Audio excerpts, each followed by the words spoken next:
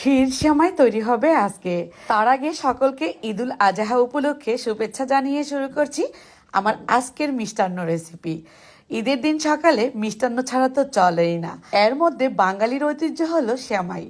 সেমাইটা যদি অনেক বেশি মজার হয় তাহলে তো কোনো কথাই নেই। আজকে তৈরি করব মজার সেমাই। এর জন্য নিয়ে নিলাম একটা পাত্রে 1 লিটার দুধ।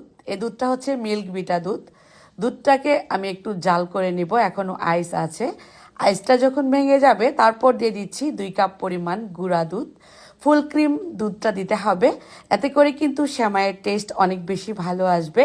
এই সেমাই যাকে খাওয়াবেন সেই প্রশংসা করবে, মুখে দিলেই সারা জীবন মনে রাখার মতো সেমাই হবে। এবার দুধটাকে খুব ভালোভাবে জাল করে নেওয়ার পর এর মধ্যে দিয়ে দিচ্ছি 1 কাপ পরিমাণ চিনি। এই দুধটা কিন্তু জাল করতে করতে একটা পর্যায়ে মিষ্টি ভাব চলে আসবে, সেজন্য চিনির পরিমাপটা আপনার স্বাদ অনুযায়ী দিবেন।